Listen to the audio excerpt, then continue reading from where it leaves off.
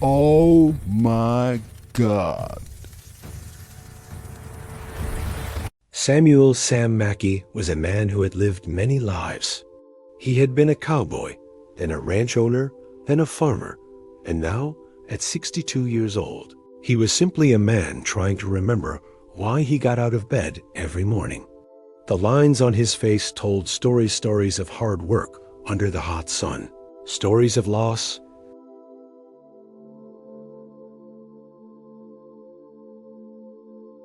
The town was dusty and tired, much like Sam himself. The buildings were made of wood that had turned gray from years of weather. Sam had come to the livestock auction because he had no choice. His ranch, which once spread across hundreds of acres with hundreds of cattle and horses, had slowly become smaller and smaller. First, bad weather came and killed many of his animals. Then, prices for cattle went down. Then, his wife Margaret had gotten sick. Doctors came from the city. They stayed in his house. They drank his water, and they told him there was nothing they could do. That was 5 years ago now. Margaret had been his best friend, his business partner, and his reason for working so hard every day. After she died, Sam kept working, but the work felt empty. He would wake up at 4 in the morning, just like always. He would drink his coffee, just like always. He would work until sunset, just like always, but nothing felt the same. Nothing felt like it meant anything anymore. By 1885, Sam had sold most of his land. He had sold most of his animals. He had kept only a small house, a small barn, and a few acres where grass still grew. He was not rich anymore. He was not even comfortable, but he was still alive. And sometimes on the hard days, that did not feel like enough. The auction yard in Silver Creek was a busy, noisy place. There were merchants and farmers and cowboys, and men who bought and sold animals for a living. There were cattle that moved loudly. There were horses that stamped their feet and threw their heads back. There was dust everywhere, and the smell of animals and sweat and money hung in the air like a cloud. Sam walked slowly through the pens. He was not really looking to buy anything. He had only a little money left, and he needed to be careful. But he liked to come to the auctions anyway. It gave him something to do. It got him out of his quiet house. It reminded him that there were other people in the world, even if they seemed to be living happier lives than he was. The healthy horses stood in the best pens, where the sun hit them and made their coats shine like dark water. These were strong animals, young and beautiful, with fire in their eyes. They were the kind of horses that could work a ranch, or pull a wagon, or carry a cowboy across the desert. The merchants stood near these pens, talking about their good qualities and waiting for buyers to come and make offers. The cattle were in other pens, big and muscular, ready to be sold for meat or for breeding. They were valuable. Everything in the auction yard that was healthy and strong was valuable and would bring good money. But in the corner of the yard, away from the other animals, separated from everything else, stood a horse that nobody wanted. The foal was young, maybe 2 or 3 years old, but it was not like the other young horses. This one was thin, very thin, the way animals get when they do not eat enough for a long time. Its coat was not shiny at all. Instead, it was dull and rough, and there were patches where the hair looked matted and dirty. The foal's mane hung down like it had given up trying to look nice. When Sam looked at the horse's legs, he saw something that made his heart hurt a little. One of the front legs bent in a way that was not quite right. It was not completely broken, but it was not normal either. The auctioneer, a fat man with a loud voice named Morton, noticed Sam looking at the foal. "That one is no good," Morton said, laughing a hard laugh that did not sound kind. "Has been lame for weeks. The man who brought it in said he just wanted to get rid of it. I told him the best he could hope for was someone would take it off his hands for almost nothing. Damaged goods, that's all that is. Not worth feeding." Sam did not say anything. He just stood there, looking at the horse. The foal looked back at him. Sam could see fear in the horse's dark eyes. He could see sadness. He could see something that looked like it had stopped hoping for anything good to happen. Sam knew that look. He saw it in the mirror sometimes. When the auction finally started, near the end of the day, the foal came up last. Nobody wanted to waste their time with a damaged, thin horse when there were so many healthy animals to buy. Morton started the bidding high, trying to be funny about it. Starting bid is $1. He shouted, and some men laughed. Nobody raised their hand. 50 cents? Morton asked. Still nothing. The price kept going down. 25 cents? Morton was not laughing anymore. Come on, someone has to want this horse. Even for $1? Finally, one man, someone Sam did not know, raised his hand slowly. $1, the man said, like he was doing it as a joke. Sam felt something move inside him. It was a feeling he had not felt in a very long time. It was not quite hope, because hope seemed too big a word for what he felt. But it was something that said this broken horse and this broken old man should not leave this place without each other. $1.50, Sam called out. His voice was quiet, but it was clear and sure. Everyone looked at him. The man who had bid $1 looked surprised, then angry. But before he could bid again, Morton raised his hammer. Going once, Morton said. Going twice. Sold to Samuel Mackey for $1.50. The hammer came down with a loud sound. It was done. The horse was his. Sam paid the money, tied a rope around the foal's neck, and led it to his wagon. The horse walked slowly, carefully, protecting its bad leg. Sam talked to it softly as they walked. He did not have much to say, but he said it anyway, just like he used to talk to his wife when they worked together on the ranch. As the sun went down and painted the sky red and orange, Sam drove his wagon out of Silver Creek and toward his small ranch. The thin, broken foal stood in the back of the wagon, its skinny neck stretched out, looking back at the town they were leaving behind. For the first time in 5 years, Samuel Mackey thought that maybe, just maybe, something good might happen. The sun was almost gone when Sam Mackey arrived at his small ranch with the foal. The sky had turned purple and pink, and the stars were just starting to come out. Sam was tired from the long day in town, but he did not feel like sleeping. He felt like something inside him had woken up after sleeping for a very long time. Sam led the thin foal from the wagon to the barn. The horse limped slowly, carefully protecting its bad front leg. Sam could feel the bones under the horse's skin. The foal was more bone than meat, more sadness than strength. But it was here. It was his now. And Sam knew, in the quiet way that he knew things, that this was important somehow. The barn was old but strong.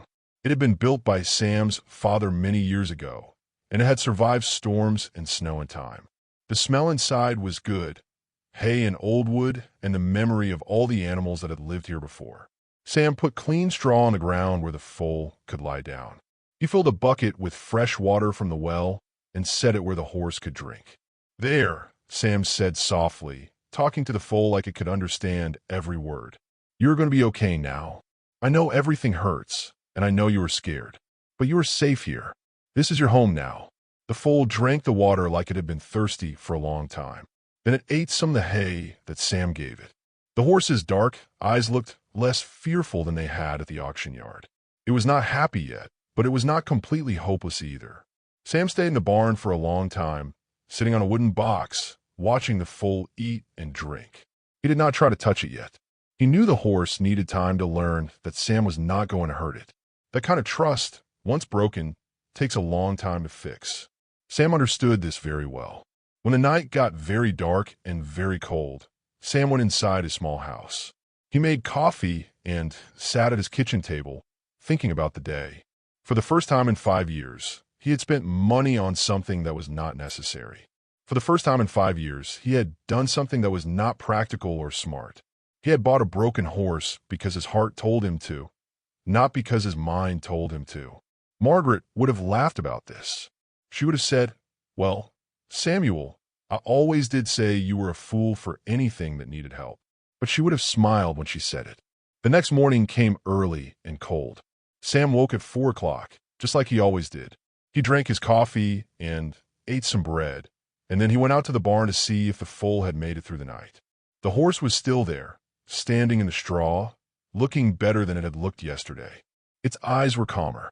It had eaten more hay during the night. Sam brought fresh water and more food. He also brought some grain, the good kind that he had been saving for special times. "We're going to fix you up," Sam said quietly. "Your leg is going to get better. Your coat is going to shine again. And maybe you're going to want to live again." For the next several days, Sam did the same things. He would wake up early. He would feed the foal good food. He would give it fresh water. He would talk to it softly.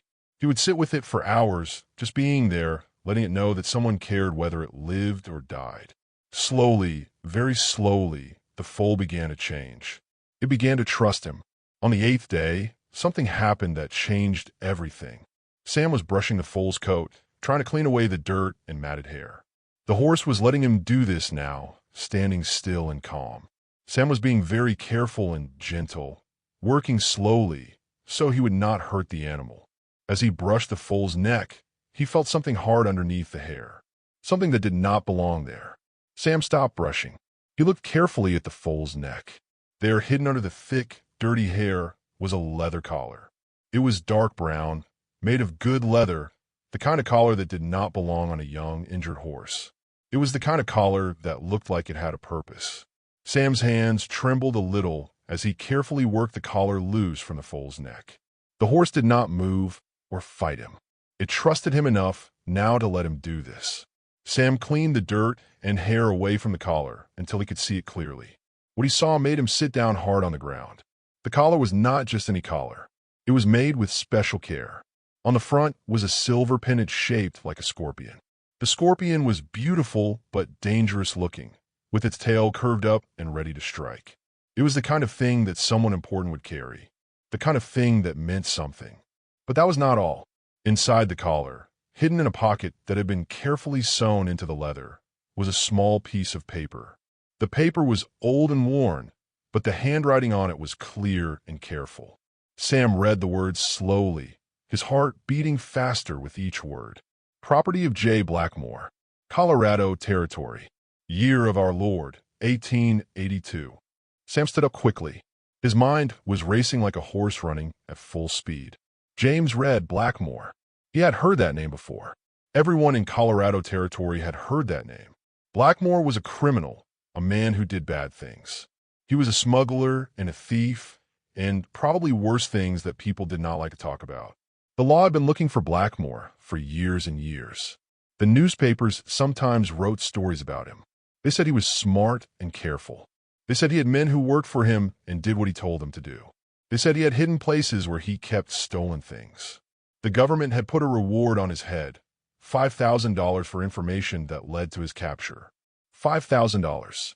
That was more money than Sam had made in 10 years. That was enough to save his ranch. That was enough to fix his house and buy new animals and hire people to help him work. That was enough to change his life completely. But how did this simple foal, this broken, unwanted horse that nobody wanted, end up with James Blackmore's personal mark around its neck? Sam looked down at the horse. The foal looked back at him with its dark, trusting eyes. Sam held the silver pendant in his hand. His palm felt warm from holding it. His mind felt full of questions that had no answers. "What are you?" Sam whispered. "Where did you come from? And what did you do to end up here?" The foal did not answer. Horses cannot talk. But in that moment, Sam knew that this horse was more than just a broken animal he had bought for $1.50.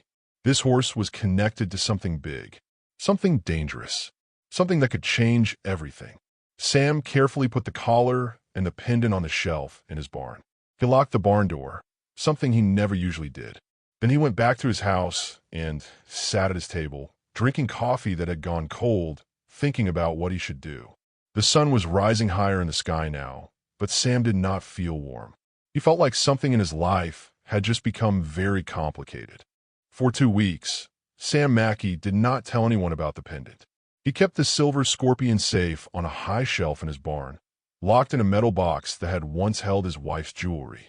During the day, he cared for the foal exactly as he had been doing. He fed it, watered it, brushed its coat, and talked to it softly. During the night, he lay in his bed thinking about what he should do.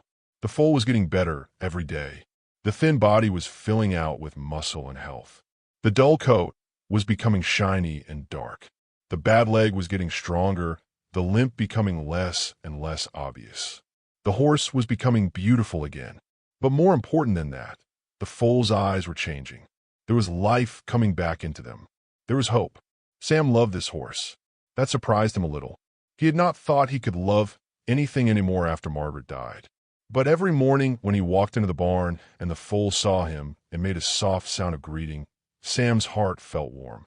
Every afternoon when he sat with the horse in the sun and felt its smooth neck and warm breath, Sam felt like he was alive again. But he could not forget the pendant. He could not forget the name J. Blackmore. He could not forget the reward of $5,000. $5,000 could change everything. It could save his ranch. It could make his life safe again. It could mean he would not have to worry about money for many years. It was the kind of money that dreams were made of. Most people in Colorado Territory would do almost anything for $5,000. But if Sam told someone about the pendant, what would happen to the foal?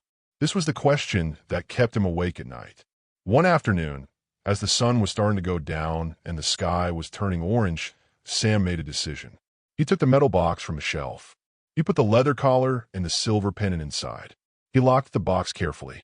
Then he walked to his horse, his old horse, not the foal, and he got ready to ride into Silver Creek. The town was quiet when he arrived. It was not market day, so there were not many people on the streets. Sam tied his horse to the post in front of the marshal's office.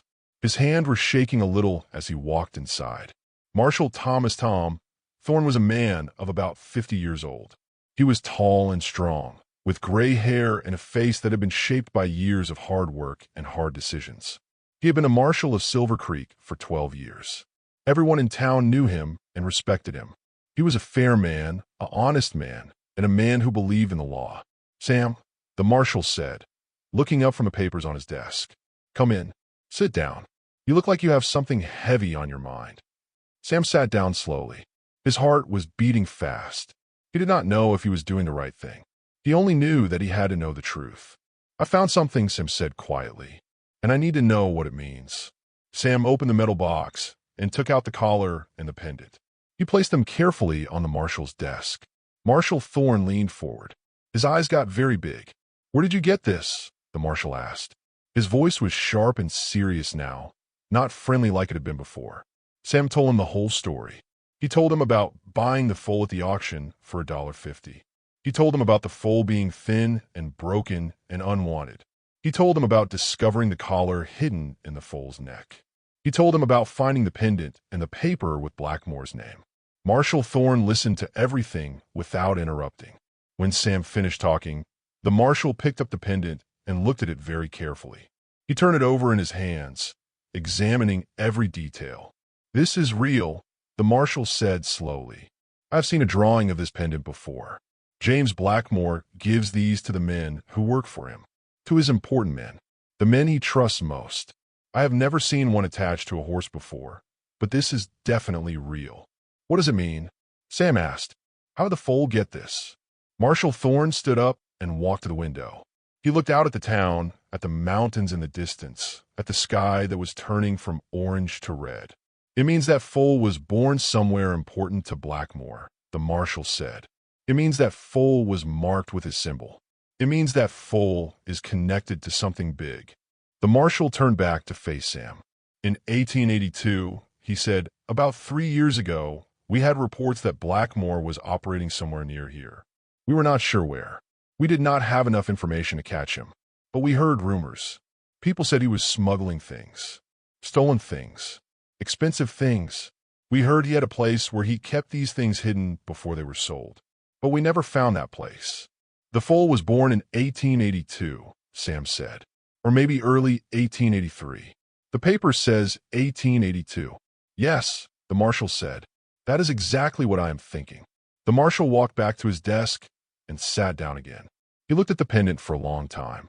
"Sam, "Do you understand what you have done?" the marshal asked. "Do you understand what this means?" "I think so," Sam said. "I think the foal is a clue. I think the foal can help you find Blackmore." "Yes," the marshal said. "And if we find Blackmore, there is a reward. $5,000. The federal government wants this man very badly. He has been breaking laws for years. He has hurt people.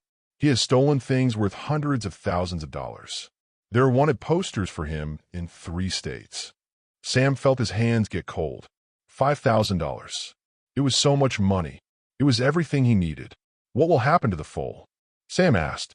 Marshal Thorne was quiet for a moment. He looked at Sam carefully, like he was trying to understand something. "That depends," the marshal said. "The foal is evidence. It is part of a criminal investigation. But that does not mean anything bad has to happen to it. The foal is a horse. It is innocent. It did not do anything wrong. Can I keep it?" Sam asked.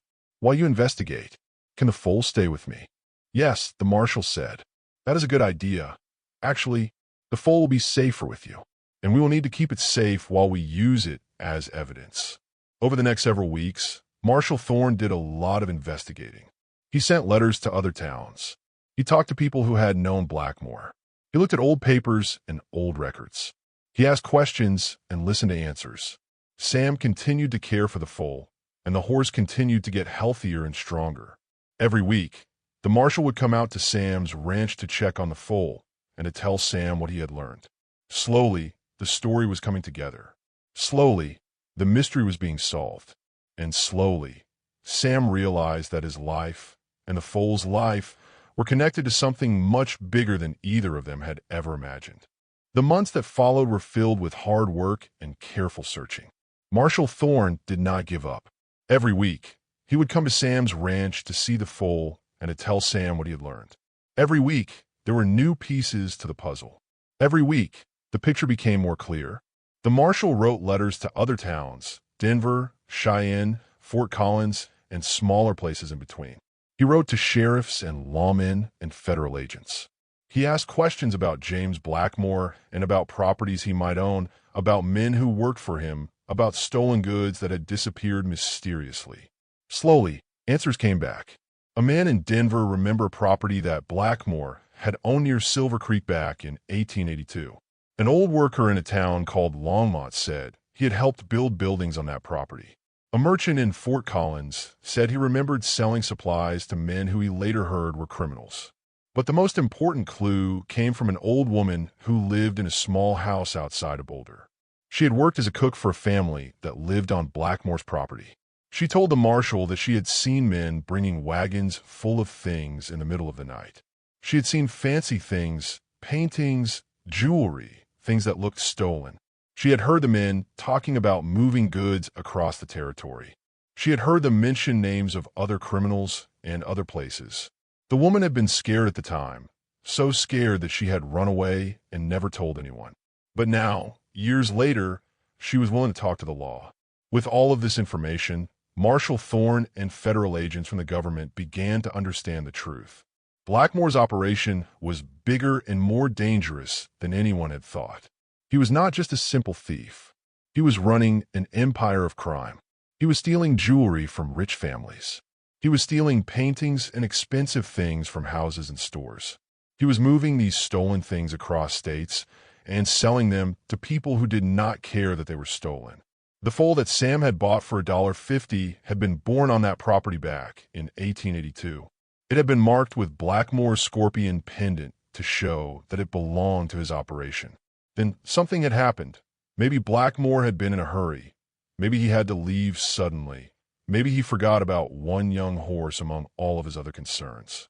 But he had left the foal behind, and somehow, 3 years later, that forgotten foal had ended up at an auction in Silver Creek. By late summer, the marshal had enough evidence. He had letters and statements from people who had worked for Blackmore. He had records of stolen property. He had the pendant that was Blackmore's personal symbol. He had the foal itself as proof that Blackmore had operated near Silver Creek. And most importantly, he had a location. Federal agents had discovered that Blackmore was hiding in a cabin near the border with Canada, far up in the mountains where the land was wild and empty. Marshal Thorne brought this information to the federal government. He told them about the foal and the pendant and everything he had learned. The government took him seriously. They had been looking for James Blackmore for years. They had wanted him for a long time. Now, finally, they had real evidence. Now, finally, they could move forward. On a cold morning in September, federal agents rode up to Sam's ranch. There were 6 of them, hard men on good horses, men who knew how to handle dangerous situations. They came with Marshal Thorne. They examined the foal carefully. They looked at the pendant and the collar. They asked Sam many questions. "You did the right thing," one of the federal agents told Sam. "You brought evidence to the law instead of just keeping it quiet. That takes courage." A few days later, the federal agents rode north toward the Canadian border. They carried weapons and supplies. They carried all of the evidence that Marshal Thorne had gathered. They were going to find James Blackmore. Sam waited nervously for news. He did not tell anyone else in town what was happening, because Marshal Thorne had asked him to keep it quiet. But inside, his heart was beating with hope and worry. What if they did not find Blackmore? What if something went wrong? What if the foal was taken away and used for something bad? But then, after 2 weeks of waiting, Marshal Thorne rode out to the ranch again. He was smiling. "They found him," the marshal said. Federal agents found James Blackmore in a cabin near the Canadian border. He was alone. He had a lot of money and jewels and stolen paintings in the cabin with him. When it told him he was under arrest, he did not even try to fight them. He was tired, Sam. He was tired of running. Sam felt something heavy lift from his chest. "What happens now?" Sam asked. "He will stand trial," Marshal Thorne said. "The evidence will be presented in court. The foal will be important evidence. The pendant will be important evidence. Everything we gathered will help prove that Blackmore is guilty of many crimes. He will go to prison for a very long time." "And the foal?" Sam asked. His voice was quiet and careful. "The foal is no longer evidence," Marshal Thorne said. "Once the trial is over, the foal belongs to you. It is yours legally. You paid for it, and you own it."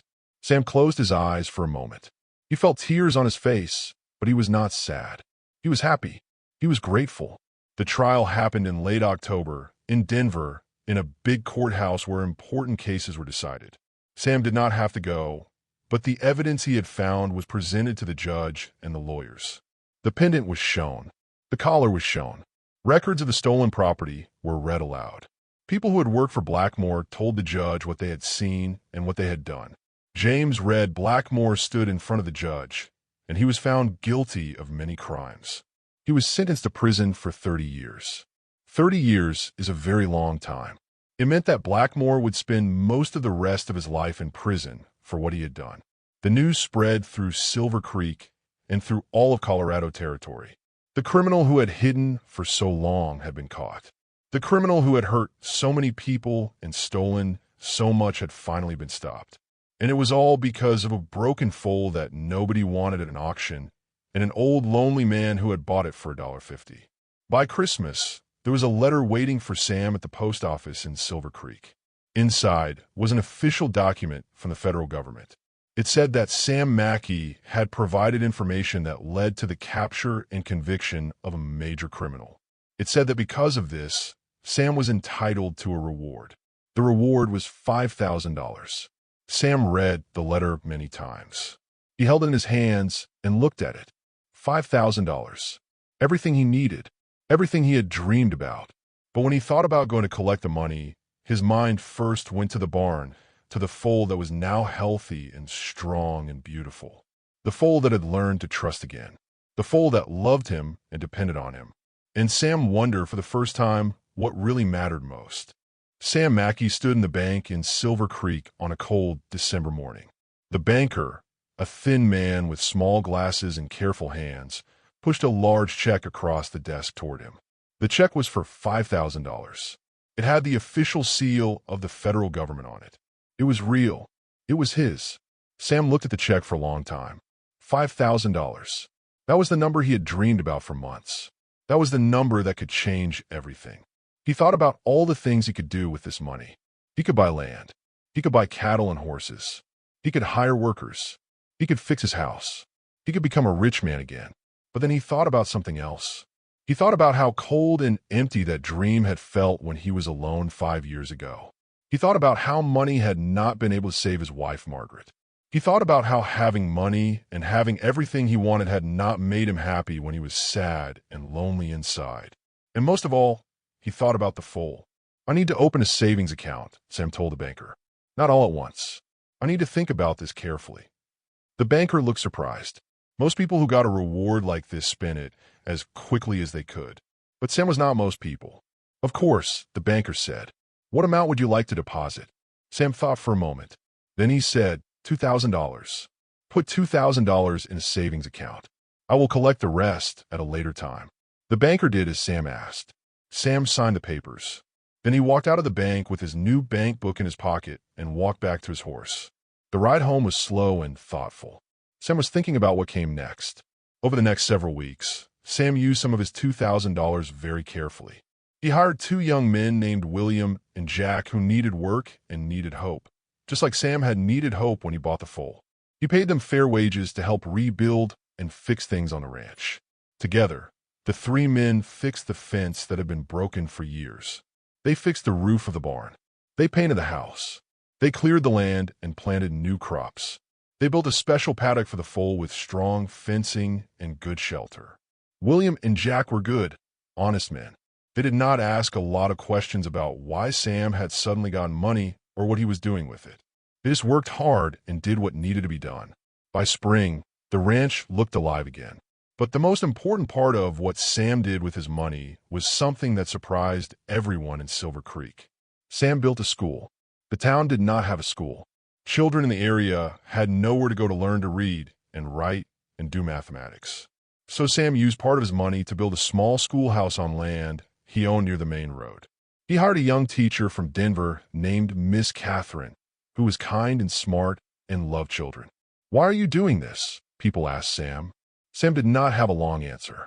He just said, "Because I can, because the money came from good work, and I want something good to come from it."